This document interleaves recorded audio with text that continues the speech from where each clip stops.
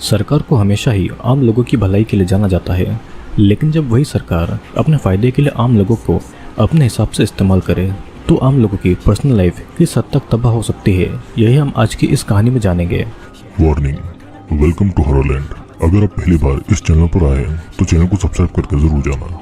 Movie की कहानी शुरू होती है जून और उसके पति और उसकी बेटी से, जो कि अपनी कार से शहर से भाग रहे थे, लेकिन रास्ते में उनकी कार का एक्सीडेंट हो जाता है और जून का पति जून और उसकी बेटी को सही रास्ता दिखाता है और उनको अकेले ही आगे बढ़ने को कहता है, और साथ ही में वो ये भी कहता है कि वो जल्दी उनके पीछे पीछे आ जाएगा। जून अपनी बेटी को लेकर उसी रास्ते से आगे बढ़ती है, लेकिन कुछ ही देर में जून को एक गनशॉट की आवाज़ सुनाई देती है, मतलब कि उसके पति को मार दिया गया था, और जून अपनी बेटी के साथ में जंगल में एक जगह पर छुप जाती है।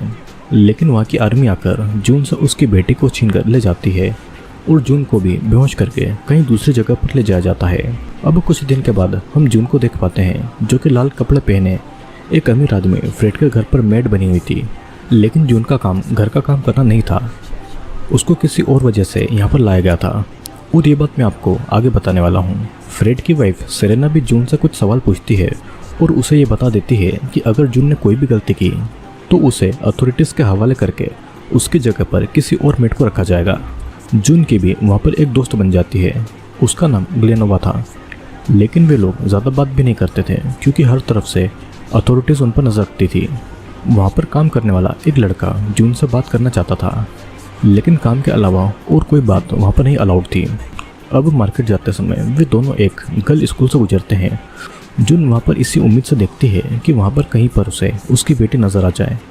अब ग्लेनोवा जून को वहाँ से ले जाती है क्योंकि इस तरह से खड़े रहना उनके लिए खतरा हो सकता है। वे घर लौट रहे थे और वे दोनों एक ऐसे रास्ते से जाते हैं जहाँ पर सरकार के खिलाफ बोलने वाले लोगों को सजा दी जाती थी। वहाँ पर वे दोनों देखते हैं कि एक डॉक्टर जो कि प्रेग्नेंट वुमन की मदद करता था, एक प्रीस्ट और रिलीजन पर बिलीव नहीं रखने वाले आदमी को सड़क पर ही फांसी पर लटकाया गया था और उनकी डेड बॉडीज सड़क पर ही सड़ चुकी थी। कुछ समय के बाद में जून को मेड्स के इंस्टीट्यूशन ले जाया जाता है, जहाँ पर मेड्स को सरकार के हिसाब से डाला जाता है, और देश में केमिकल चेंजेस की वजह से वहाँ की वुमेन्स एक या दो ही बेबी पैदा कर सकती थी। अथॉरिटीज़ की वाइफ अब बेबी पैदा करने की हालत में नहीं थी, तो उनकी जगह जून जैसे वुमेन्स को ही दूसरे अमीर फैमिलीज के लिए बेबी पैदा करना होता था, और वही बेबीज फ्यूचर में देश को आगे बढ़ाएंगे, और इसके लिए उनको अमीर मर्दों के साथ में इंटीमेट होना पड़ेगा और उनको बच्चा पैदा करना पड़ेगा। जून की एक और दोस्त मोरिया भी वहीं पर कैद थी और वो अब पूरी तरीके से वहाँ के हिसाब से ढल चुकी थी। जून मोरिया से मदद मांगती है उसकी बेटी को ढूंढने के लिए, और मोरिया भी उसकी मदद करने के लिए मान जाती है, लेकिन वो जून को अथॉरिटीज़ के हिसाब से चलने की सलाह देती है, नहीं तो उनकी जान तक ली जा सकती थी। अब देर रात हेना को गर्ल्स रूम में उनके पास में छोड़ दिया जाता है, और हेना अथॉरिटीज़ की बातें नहीं मानती थी तो उसकी एक आंख को निकाल दिया गया था। अब अगले दिन जून नहाकर फ्रेड के घर पर जाती है और उसके साथ में बेबी के लिए इंटीमेट होती है। सेरेना भी वहीं पर मौजूद थी और उसने जून का हाथ पकड़ रखा था, और वो इस तरह बिहेव करती है जैसे फ्रेड के साथ में जून नहीं बल्कि वो ही इंटीमेट हो रही है। अब रात को हेना नींद से उठकर अजीब अजीब बातें कर रही थी और उसकी आंख निकाल लेने का सदमा उस पर बहुत बुरी तरीके से पड़ा था। जून उसे संभालती है ताकि उसकी आवाज़ कोई दूसरा नहीं सुन सके। अब अगले दिन मेड को बुलाकर अथॉरिटीज़ एक मीटिंग को ऑर्गेनाइज करती है, जहाँ पर मोरिया को पकड़ लिया जाता है क्योंकि उसने वहाँ से भागने की कोशिश की थी, और एक आदमी को भी पकड़ लिया गया था क्योंकि उसने एक मेड के साथ में सेक्सुअल रिलेशनशिप रखा था, जिसके बाद में उस मेड का बेबी मर गया था। उस आदमी को उन मेड को सौंपकर ये कहा जाता है कि वही लोग उनके हिसाब से उसे सजा दें। सभी मेड उस आदमी को घेर लेती है और उसे मारने पीटने लगती है, और कुछ ही समय में वो आदमी दर्दनाक मौत से मर जाता है।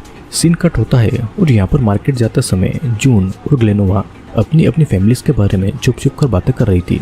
ग्लेनोवा तो अपनी फैमिली के साथ में कनाडा भागने वाली थी, लेकिन गवर्नमेंट के लोगों ने उसे पकड़ लिया था और बेबी पैदा करने की एज तक वो सब कहीं भी नहीं जा सकते थे। और फिर जून को सावधान रहने के लिए बोलकर ग्लेनोवा वहाँ से निकल जाती है। धीरे धीरे देश के मंदिरों को भी तोड़ा जा रहा था और आम आदमी को मारा पीटा जा रहा था। एक आदमी जून को आकर खबर देता है कि फ्रेड उससे मिलना चाहता है, और साथ ही में वो जून को ग्लेनोवा से दूर रहने को कहता है क्योंकि ग्लेनोवा की वजह से वो भी फंस सकती थी। सभी मेड को एक अमीर आदमी के घर में ले जाया जाता है, जहाँ पर हेना एक बेबी को जन्म देने वाली थी, और जून को अपनी प्रेगनेंसी का टाइम याद आता है जहाँ पर उसका हस्बैंड उसे टाइम पर हॉस्पिटल तक ले गया था और जून का ही एक ऐसा बेबी था जो कि हॉस्पिटल में अकेला जिंदा डिलीवर हो पाया था। इधर डिलीवरी के लिए सभी हेना की मदद कर रहे थे और उसी दौरान जून ग्लेनोवा को बता देती है कि फ्रेड ने उसे अकेले मिलने बुलाया है और ग्लेनोवा उसे सावधान रहने को भी कह देती है। जब हेना का बेबी डिलीवर होने वाला था तो अमीर वुमन ऐसा बिहेव करती है कि जैसे कि उस बेबी को वही डिलीवर कर रही है। बेबी के डिलीवर होने के बाद में उस बेबी को उस अमीर वुमन के हाथ में दे दिया जाता है।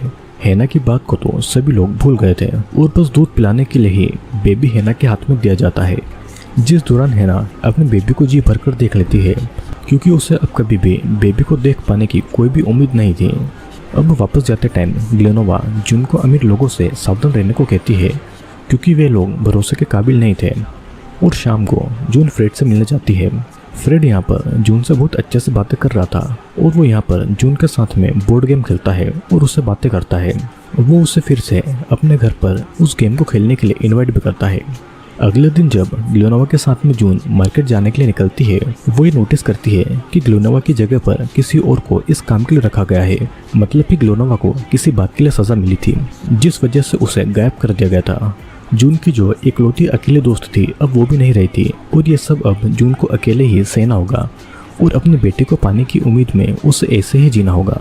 इस मूवी में ये बताया गया है कि देश में केमिकल रिएक्शन की वजह से वहाँ की औरतों में बच्चों को पैदा करने की क्षमता कम हो गई थी क्योंकि बच्चों को पैदा करने में उनकी जान को भी खतरा था।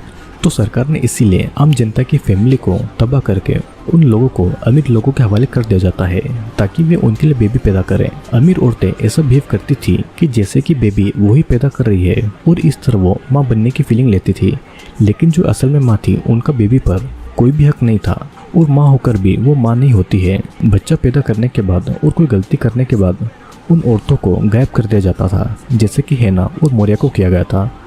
जो भी सरकार के खिलाफ जाता था उसे सजा के रूप में मौत दी जाती थी। ऐसा कहते हैं कि कानून के हाथ बहुत लंबे होते हैं और अपराधी कितना भी शातिर क्यों ना हो वो पुलिस के हाथ चढ़ जाता है, लेकिन कुछ अपराधी ऐसे भी होते हैं जो कभी कानून के शिकंजे में नहीं फंसते हैं और आज भी वे एक रहस्य है। तो आज मैं आपको ऐसे ही एक कातिल के बारे में बताने वाला हूँ जिसने 30 से भी ज़्यादा लोगों को मारा है और इतना ही नहीं, वो खुद पुलिस को पत्र लिखकर हत्याओं के बारे में जानकारी देता था, लेकिन लाख कोशिशों के बाद भी पुलिस उसे नहीं पकड़ पाई और वो हमेशा के लिए एक रहस्य बनकर रह गया।